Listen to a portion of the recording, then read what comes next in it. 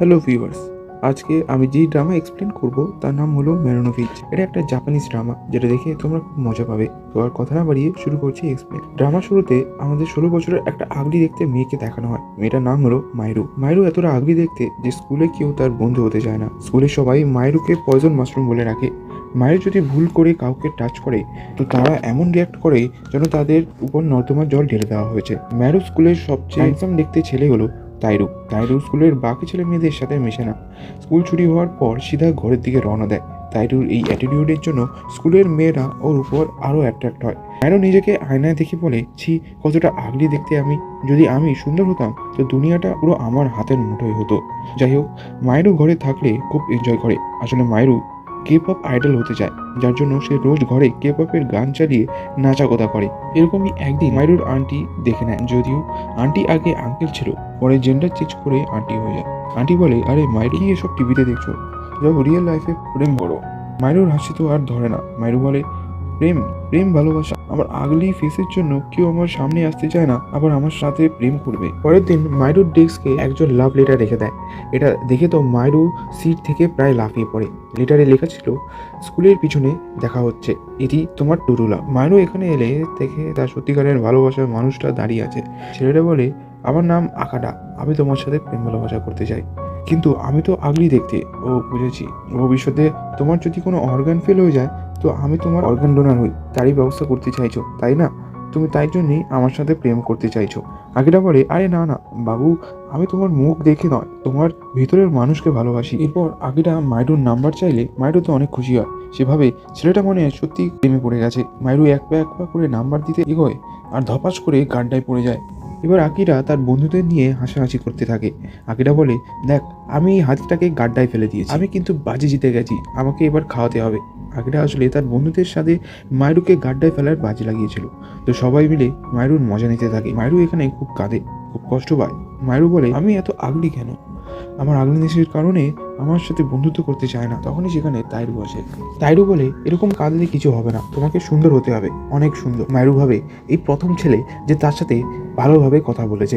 মাইরু বলে, প্লিজ আমাকে সুন্দর করে দাও। তাইরু বলে, ঠিক আছে। মাইরু এবার ঘরে এসে ইনস্টাগ্রাম ঘাটাঘাটি করতে থাকে। সিন শিফট হয় তাইরুর দিকে। যে ঘরে ঢুকবে তখনই তার প্রতিবেশী একজন তার জন্য খাবার নিয়ে আসে। তারা দুজন অনেক কাছাকাছি হয় আর তাইরু মহিলাটার চুল ঠিক করতে থাকে। এখানে মাইরু নিচে দাঁড়িয়ে সব দেখছিল। মাইরু ভাবে, এরা দুজন কি গার্লফ্রেন্ড বয়ফ্রেন্ড নাকি? না না, তা কি করে হয়, মহিলাটা তো তাইরুর থেকে বয়সে অনেক বড় হয়। এর মধ্যে তাইরু মাইরুকে দেখে ফেলে। বলে, তুমি আমার অ্যাড্রেস কোথা থেকে পেলে? মাইরু বলে, মানে আমি তোমার ইনস্টাগ্রাম আইডি থেকে পেয়েছি। তাইরু এবার মাইরুকে ভিতরে নিয়ে যায়।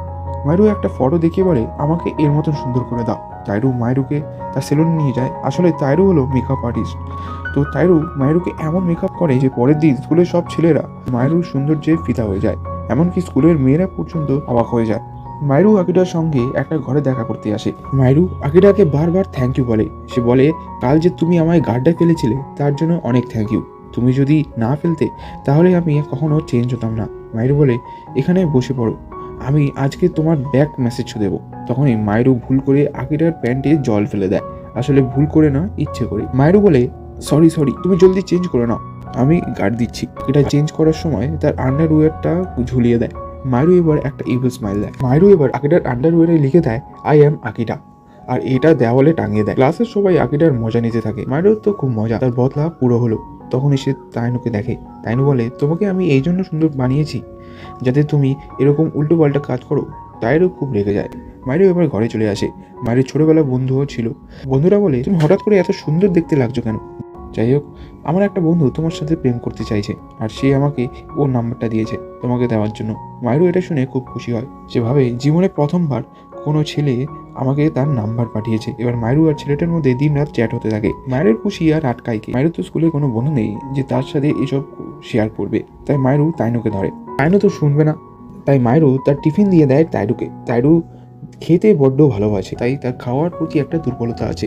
মাইরু এবার বলতে শুরু করে, আমি ইয়ামকামা নামের একটা ছেলে প্রেমে পড়ে গেছি, আই লাভ ইয়ামকামা। তাইনু বলে, তুমি ইয়ামকামাকে কখনো দেখেছো? মাইরু মানা করে দেয়। তখন ইয়ামকামা মেসেজ করে মাইরুকে একটা ক্লাসরুমে মিট করতে বলে। আর মাইরুকে এখন কি আটকায়, সে দৌড়ে চলে যায় সেই ক্লাসে। এখানে আমরা ইয়ামকামাকে দেখি, অনেক সুন্দর দেখতে তাই না? মাইরুরও ঠিক একই রিয়াকশনটাই ছিল। এবার ইয়ামকামা মাইরুর কাছে এগিয়ে গিয়ে তাকে কিস করার চেষ্টা করে। মাইরু তাকে থামিয়ে বলে, স্কুলে এত মেয়ে থাকতে তুমি আমার প্রতি এত অ্যাট্রাক্ট হলে কেন? সে বলে, কারণ তুমি তো আগলি দেখতে, আমিও আগলি দেখতে, তাই আমাদের ম্যাচটা পারফেক্ট হবে। এটা শোনা মাত্র মাইরু সেখান থেকে পালিয়ে সিধা তাইনুর কাছে পৌঁছে যায় এবং প্রথম থেকে শেষ অবধি যা যা ঘটেছে সমস্ত কিছু বলে দেয়। এরপর মাইরু তাইনুকে রিকোয়েস্ট করে, প্লিজ প্লিজ আমাকে একটা বয়ফ্রেন্ড খুঁজে দাও, যাতে আমি তার সাথে অনেক প্রেম করতে পারি। তাইনু রাজি হয়ে যায়, কিন্তু এর বদলে মাইরুকে রোজ তার জন্য লাঞ্চ বানিয়ে নিয়ে যেতে হবে। এরপর আমাদের ক্লাসের পপুলার মেয়ে আয়নোকে দেখানো হয়। এর সাথের মেয়েটার নাম হলো মিনি। আয়নো আর মিনি অনেক খুশি, কারণ এরা একটা ব্লাইন্ড ডেটে যাচ্ছে। আয়নো বলে, আরে আমরা মাত্র দুজন, আরেকজন মেয়ে লাগবে, কারণ ব্লাইন্ড ডেটে তো 3টে ছেলে আসছে। তখনই বাথরুমের ভিতর থেকে মায়েরও বলে, আমিও যাব।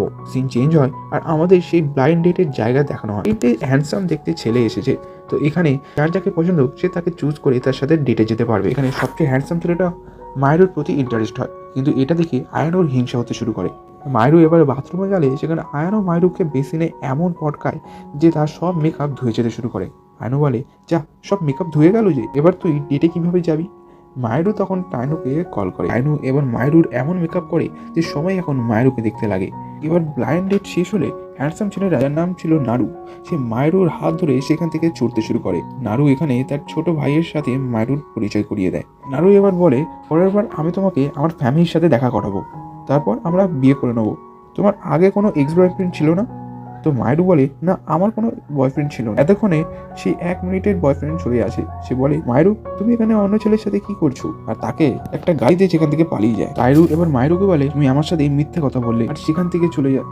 মায়রু বেচারার মন পুরো ভেঙে যায়। পরের দিন মায়রু আবার তাইনুর কাছে যায়, তাকে সবকিছু খুলে বলে। তাইরু মায়রুকে নানুর কাছে ক্ষমা চাই নিতে বলে। আর এই পার্টটা এখানেই শেষ হয়। তোমরা যদি এর নেক্সট পার্ট চাও তাহলে এই ভিডিওটাতে লাইক করো। লাইক টার্গেট রইল 50 লাইকস।